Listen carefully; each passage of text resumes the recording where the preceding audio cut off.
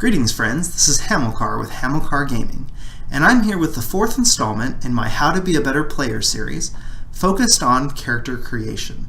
Now previously I've talked about concepts on how to come up with an idea for a character, the role-playing personality you're going to use with your character, and then what I like to call motivation, the question of why is your character even an adventurer.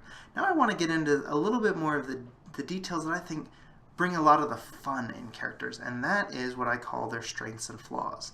Now, this is, I guess, a little bit of my chance to soapbox on something when it comes to characters. And most people who've really consumed story-driven adventures or in media, books, comics, things like that, or have made characters themselves, will probably agree with me. But a lot of times people believe that what makes a character interesting is those high moments, those moments where the character does some sort of amazing, power or skill, or takes down their adversary or their bad guy, the climax moments.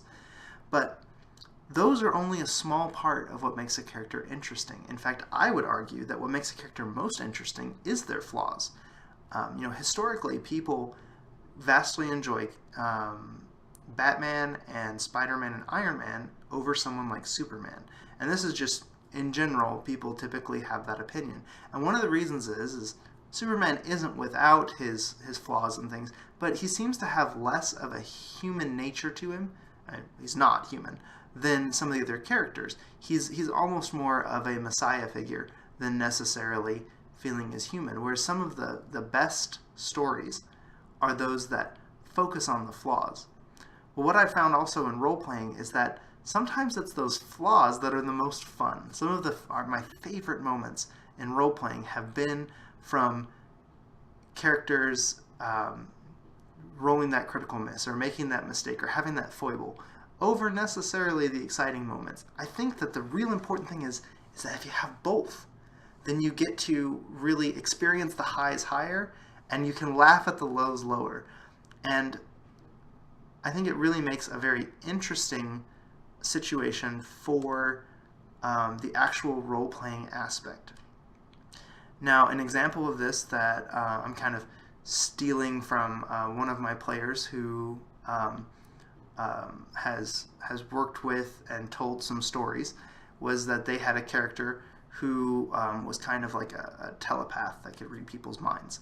But as a weakness of it, every single memory that this telepath was able to read from somebody, she would temporarily lose of the same type. And so what happened is there was a story where an enemy was speaking in a language that she couldn't speak. And so she used her power to try and speak in that villain's language to have some sort of communication. But as a result, as part of the flaw and the balance in her ability, she forgot how to speak her natural language. And so then it kind of created this humorous situation where, well, she didn't really accomplish the communication she was looking for because she can talk to the bad guy now, but she can't talk to her allies anymore. And that situation ended up being very humorous and a lot of fun as part of kind of a storytelling or role-playing environment.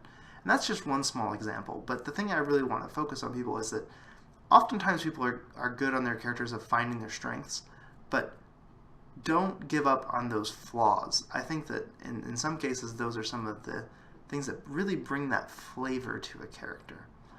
So hopefully you got some good information here and my ideas on focusing a little bit on establishing strengths and flaws for a character. Well, thanks guys.